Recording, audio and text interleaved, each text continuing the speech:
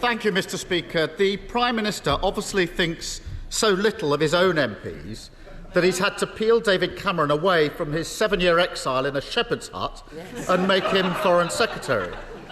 But a few months ago, the Intelligence and Security Committee said that the now Foreign Secretary's role in a Chinese investment fund may have been, and this is their words, engineered by the Chinese state. I hardly need to remind the Prime Minister of the threat posed by the Chinese Communist Party or the intimidation against members of this House. So when will he instruct the Foreign Secretary to give full public disclosure of his work for Chinese interests? Mr. Speaker, as I said, I'm delighted that the former Prime Minister has rejoined government as Foreign Secretary. As an individual with unrivalled experience, he will help Britain navigate an uncertain world in challenging times. Of course, like every other government minister, he will go through the normal process with the independent adviser. But the government's position on China is clear. China represents an epoch-defining challenge. That's why we have taken strong and robust steps to protect ourselves against the risk that it poses. But we'll take no lessons, Mr. Speaker, from the Labour Party on protecting our national security. They've taken almost £700,000 from an alleged Chinese agent. Mr. Speaker, It's not... Sorry? Yes, I think now you're on the front bench. We need to just calm down. Keir Starmer. Mr. Speaker, for someone who spent the last few weeks complaining about recycling bins, it's ironic that his latest reset involves recycling the architects of 13 years of Tory failure. But this is the Prime Minister who also reanimated the career of the member for Fareham in order to resuscitate his own just days after she was sacked for a national security breach. Is he ashamed that he was so desperate to become Tory leader, so scared to face a vote, that he put someone so totally unfit for office in charge of Britain's national security?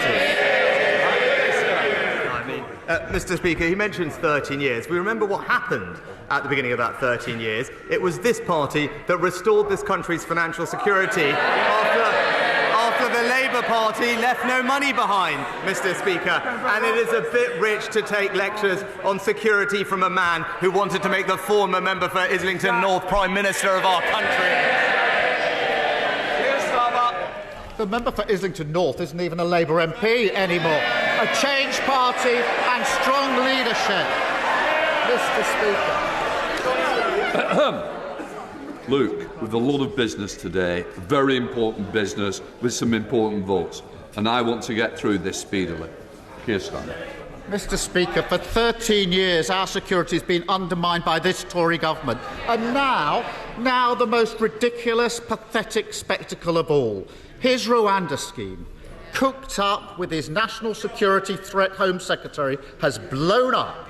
He was told over and over again that this would happen, that it wouldn't work, and it was just the latest Tory gimmick. But he bet everything on it, and now he's totally exposed.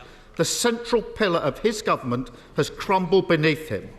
Does he want to apologise to the country for wasting £140 million of taxpayer cash and wasting his entire time in office?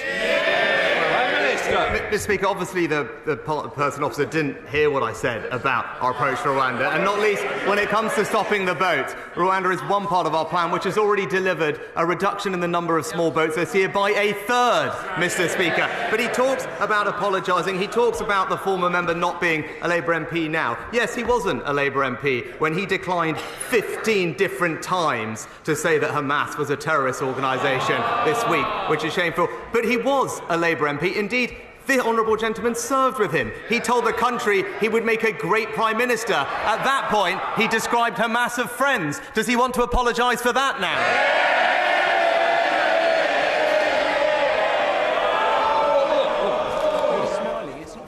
Are we serious?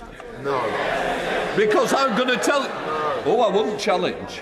Because I've got to say, our constituents are watching this.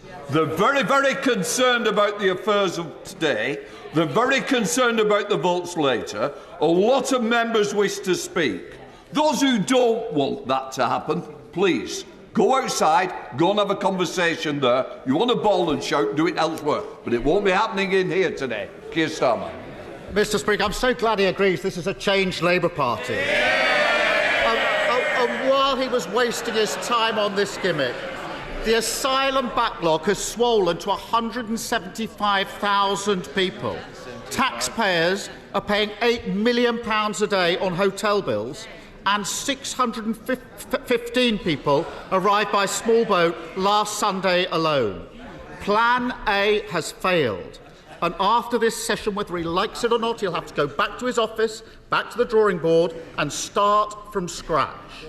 Can he assure the British public that he will drop what his former Home Secretary calls his magical thinking and start treating small boat crossings with the seriousness that they deserve?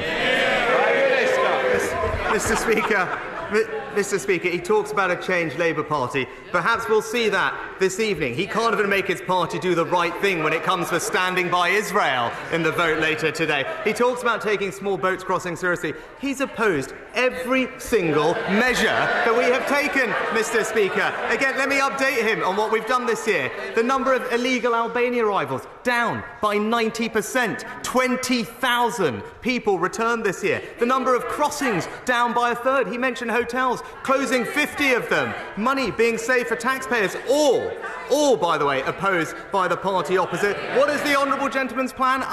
Yes, there we have it. A cosy deal with the EU, which would see the UK accept 100,000 illegal migrants. He doesn't want to stop the boats. He wants to welcome more of them.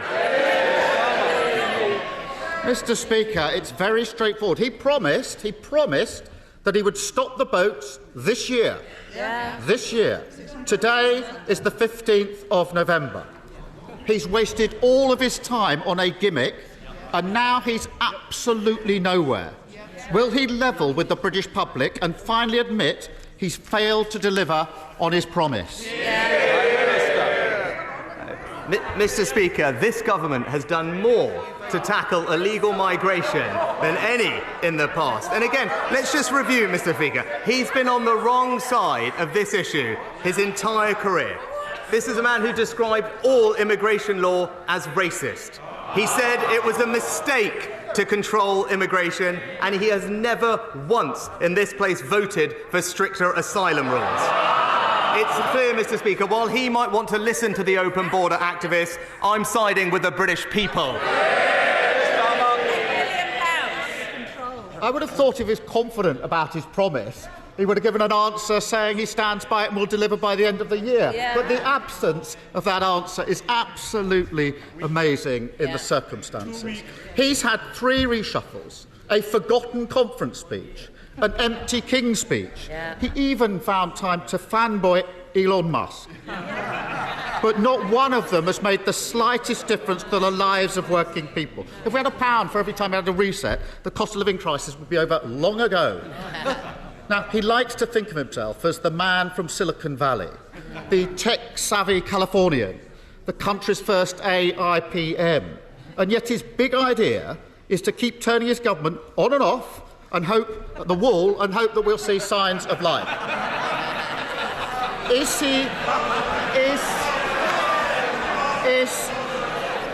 he starting to feel that, as somebody once said, he was the future once?